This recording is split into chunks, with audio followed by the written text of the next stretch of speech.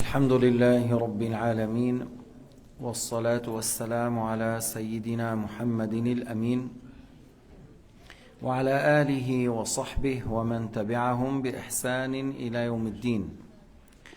يقول الإمام أبو حنيفة النعمان رضي الله تعالى عنه: ومحمد عليه الصلاة والسلام حبيبه وعبده ورسوله ونبيه وصفيه ونقيه. Alors l'imam Abu Hanifa a parlé maintenant au sujet de notre bien-aimé le prophète Muhammad sallallahu alayhi wa sallam. Alors il a dit Muhammad, qu'Allah Ta'ala l'élève en degré, qu'Allah Ta'ala préserve sa communauté de ce qui craint pour elle. C'est l'être le plus agréé par Allah, c'est son esclave qui est allé dans la perfection de l'obéissance, abduhu, c'est lui qui a complété sa soumission à Allah subhanahu wa ta'ala, qui était dans la soumission complète. Et son messager, wa rasuluhu, son messager qui est envoyé pour tous les êtres humains et pour tous les djinns. Et il n'est pas seulement envoyé pour les Arabes.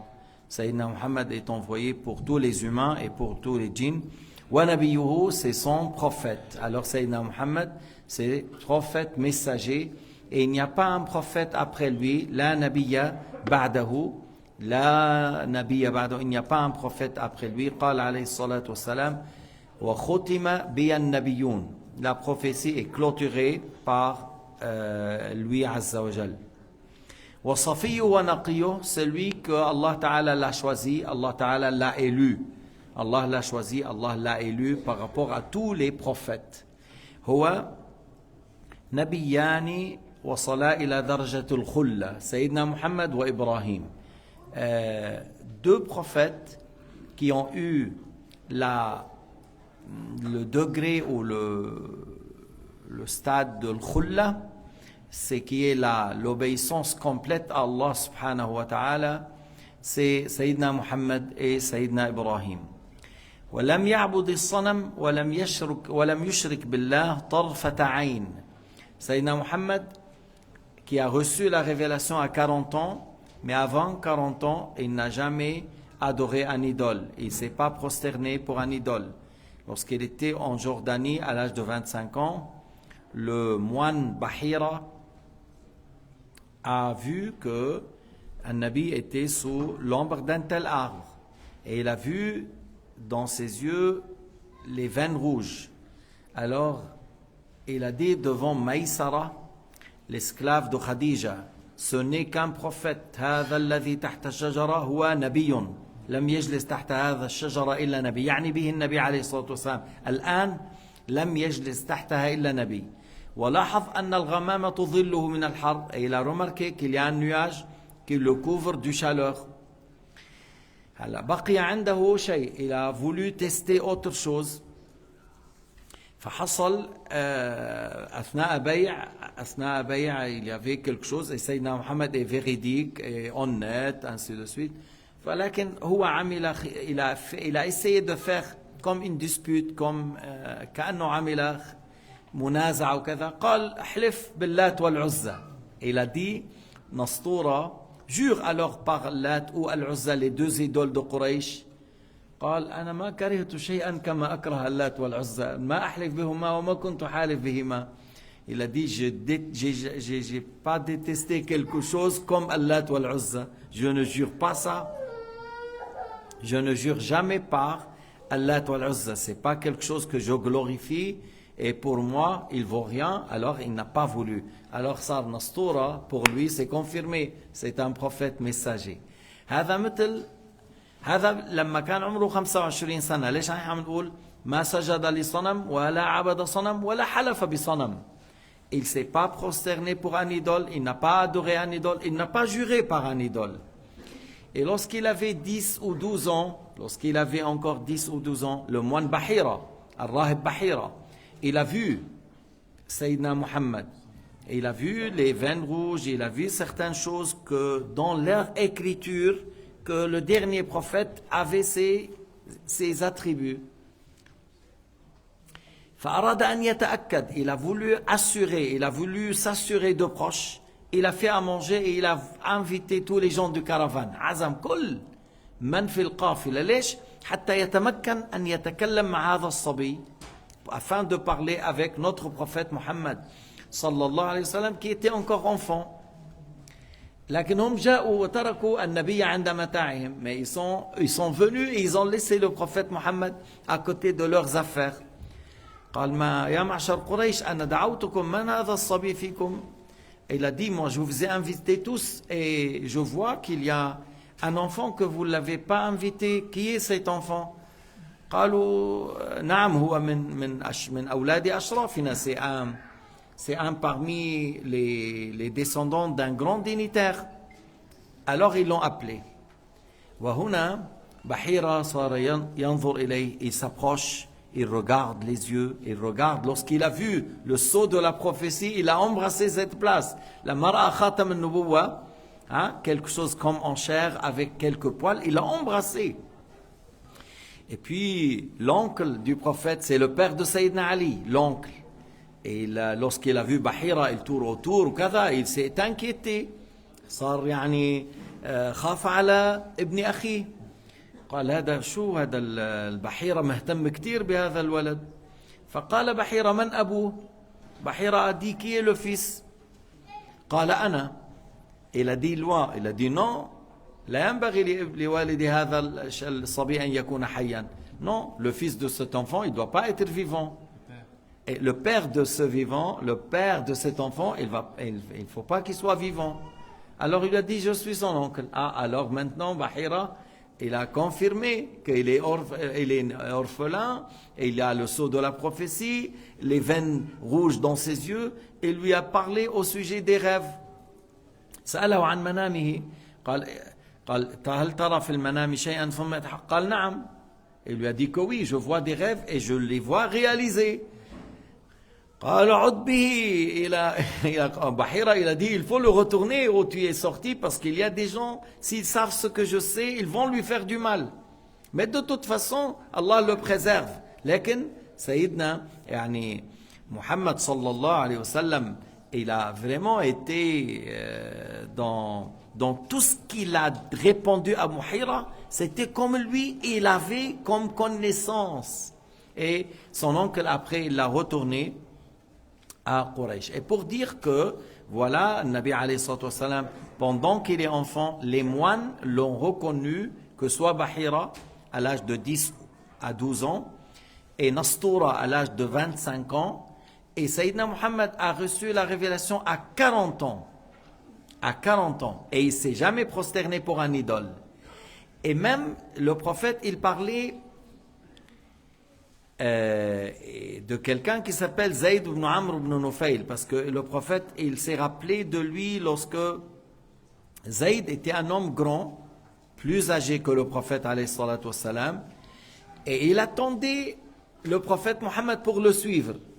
Zayd, mais pourquoi Zayd il attendait le prophète Mohammed pour le suivre? Parce que Zayd était un homme exceptionnellement très intelligent. À l'exemple de Khalid al-Absi, quelqu'un qui s'appelle Khalid al-Absi de la tribu de Bani Abs, la tribu de Antara ibn Shaddad. Les Arabes, lorsqu'on dit Antara ibn Shaddad, ils savent très bien qui est Antara ibn Shaddad. Et dans ce tribu, il y avait un homme qui s'appelle Khalid. Et dans Quraysh, il y avait Zayd ibn Amr ibn Nufayl. Al-Madina, Asrib al-Madina, il y avait quelqu'un qui s'appelle As'ad ibn Zurara. Et comme ces gens-là, il y avait des individus qui n'acceptaient pas l'idolâtrie. إذن كان في القبائل العربية مثل خالد العبسي وزيد بن عمرو بن نفيل وأسعد بن زرارة. Il y avait dans les tribus arabes des gens qui n'acceptaient pas l'idolâtrie. ما بيقبل. كل كيف بدي أعمل أنا صنم أضعف مني. C'est des gens très intelligents. Comment je vais adorer un idole plus faible que moi? Je lui donne un coup de pied et je vais le chambouler 3-4 mètres. Ou par exemple certains idoles, le renard il vient faire pipi le soir sur l'idole, alors c'est toi que tu vas l'adorer et le renard fait ses besoins sur lui, ça c'est un dieu d'après vous, et le renard et il fait ça, alors il peut rien faire même contre un renard. Alors ces gens n'acceptaient pas l'idolâtrie, mais Zayd ibn Amr ibn Nufayl et Khalid al-Absi, ils croyaient en Dieu l'unique. Ils croyaient en Dieu l'unique. كان يؤمن بالله الواحد الأحد. فهو كان يعرف أنه إبراهيم كان هنا يدعو إلى عبادة الله الواحد. Zayd, il disait, mais Ibrahim, avec son fils Ismaïl, il appelait les gens à adorer Allah, Dieu, l'unique, qui n'a pas d'associé, qui n'a besoin de rien. Alors pourquoi je vais adorer des idoles? Tu vois? Et puis après, il disait aux gens, vous pensez que les gens meurent, ils ne vont pas revenir? Il dit, mais si, ils vont revenir. Il y a la résurrection après la mort. وكان بعض العرب يذبحون للصنم ما كان يأكل من هذه الذبيحة. Certains arabes, ils égorgeaient pour leur idole. يعني ils faisaient shirk, ils adoraient pour leur idole. Lui, il ne mangeait pas. Alors il a quitté la Mecque, il a été vers la Syrie, il a été vers l'Irak, il a été dans les pays voisins, là où il y avait les autres religions, que tu parles, les chrétiens, les juifs, les mages, tout ça. Et il demande à la religion d'adorer Allah, il lui dit, reviens, il y a un prophète qui va sortir de votre ville bientôt. Et il lui donne la description. Et c'est pour cela, Zayd, il a dit à quelqu'un, moi j'attendais un prophète, et voilà, je pense que je vais mourir, mais je ne veux pas le voir. Si tu le vois, tu lui adresses le salam de ma part. Voilà. Et ce compagnon, cet homme, ce jeune homme, lorsque Sayyidina Muhammad est envoyé, il a embrassé l'islam et il a dit, Ya Rasulallah, Zayd, il m'a chargé de t'adresser le salam parce qu'il t'entendait et il a senti qu'il va mourir avant. Il est mort 5 ans avant Sayyidina Muhammad.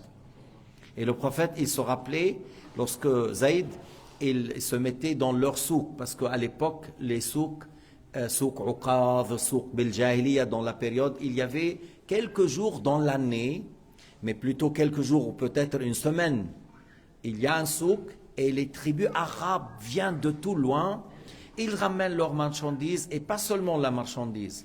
Et certains, ils disent des poésies, d'autres, ils disent des discours.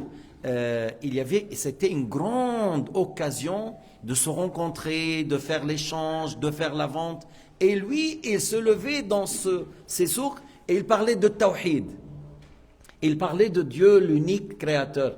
Alors Sayyidina Muhammad, il a dit, je me suis rappelé de ces paroles lorsqu'il parlait de Tawhid, lorsqu'il parlait de Dieu Azza wa Jal, sans rien lui associer. Il a dit, je l'ai vu dans le paradis en très bon état. C'est-à-dire vraiment en bel aspect, un homme de bien. Et comme si c'est une seule communauté, parce qu'il était croyant et autour de lui non-croyant. Ça, on parle de Zayd ibn Amr ibn Nufayl. Et il y avait, comme j'ai dit, Khalid al-Absi. Encore Khalid al-Absi était quelqu'un qui croit en Dieu, qui n'acceptait pas l'idolâtrie. Et un jour, il y avait un feu de leur région du côté de l'Irak, là. Et comme les gens étaient à côté des mages, les mages adoraient le feu. Et certains Arabes étaient au bout d'adorer le feu. Alors lui, il est venu avec son bâton et il tapait le feu. Il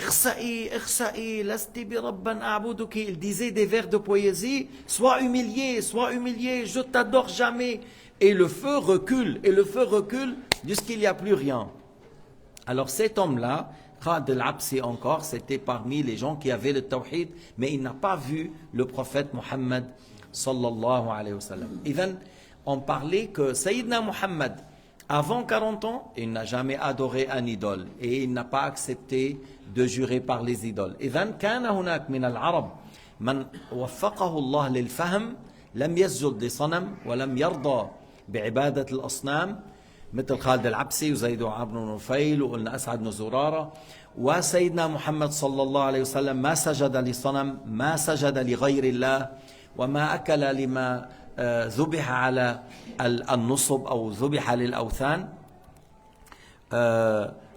ولم يكن في شرك طرفة عين. Il n'a pas tombé dans le shirk طرفة عين. هم الأنبياء من صغرهم. Allah messager depuis leur enfance. Allah les préserve de toutes sortes de mécréances. De toutes sortes de mécréances, ils grandissent en ayant tawhid. Ils grandissent en ayant la foi qu'il y a un créateur qui a créé ce monde, qui n'a besoin de rien, toute chose a besoin de lui. Il faut adorer Allah le créateur, il ne faut pas adorer d'autres choses. Mais ça ne veut pas dire qu'il connaît les détails de la foi et de l'islam, non. Mais tawhid en lui-même, que ce monde est une créature et il a un créateur, oui. هذا معنى قول الله تعالى ووجدك ضالا فهدى أي لم تكن عندك تفاصيل الإيمان والله تعالى أعلمك بها وأطلعك عليها. C'est-à-dire, وقيل غير ذلك, ça a été dit qu'une fois il s'est perdu dans le chemin, qu'Allah Ta'ala l'a aidé à trouver son chemin. Mais لو قلنا ووجدك ضالا فهدى أي لم تكن تدري تفاصيل الإيمان والله تعالى أنزل عليك الوحي وأعطاك علم الإيمان بكامله. ولكن كان على التوحيد ولم يسجد لصنم. Alors Sayyidina Muhammad avait le tawhid comme Sayyidina Isa, comme Sayyidina Moussa, comme Sayyidina Ibrahim, comme Sayyidina Nuh. Ils avaient le tawhid et ils ne sont jamais prosternés pour un idole. ولم يرتكب صغيرة ولا كبيرة قط. Il n'a jamais fait un grand péché ou un petit péché. On a bien dit à hier et avant-hier la leçon que les prophètes sont immunisés contre la mécréance avant d'être prophètes et après, ils sont immunisés contre les grands péchés avant et après, ils sont immunisés contre les petits péchés et qui reflètent une bassesse après et avant la prophétie et après. Et Sayyidina Muhammad sallallahu alayhi wa sallam, il est le meilleur de tous ces prophètes, il est le meilleur de tous ces messagers et il n'a jamais commis un grand péché ou un petit. C'est une chose importante à signaler. Il est le dernier messager. Il n'y a pas un prophète après lui. Toute prétention que quelqu'un dit ouais, celui-là il est un prophète ou c'est possible qu'il y ait un prophète après lui, c'est de la mécréance. كل دعوى نبوة بعده فغي وهوى. إذن الفرقة التي تسمى القاديانية أو الأحمدية. أحمدية لأنه الرجل اسمه غلام أحمد القادياني من قاديان. هذه منطقة بالهند. C'est une région en Inde. Quelqu'un qui s'appelait Ghulam Ahmad. Il a prétendu qu'il est un prophète et il a prétendu qu'il est le meilleur. Alors en réalité, c'est un grand menteur. Et c'est un grand mécréant. C'est pas ça. Tu vois? Lui, il dit qu'il est le meilleur. Nous, on dit qu'il est un grand mécréant. C'est pas un musulman. ليش؟ لأن النبي قال وختم بي النبيون. لأن الله قال وخاتم النبيين. Allah Ta'ala a clôturé la prophétie par Sayyidina Muhammad. Et Sayyidina Muhammad a dit la prophétie est clôturée par moi. وقال غير أنه لا نبي بعدي. حتى قال سيكون من بعدي دجالون 30 كل يدعي أنه نبي. هدوء لو سمحتوا. Il a dit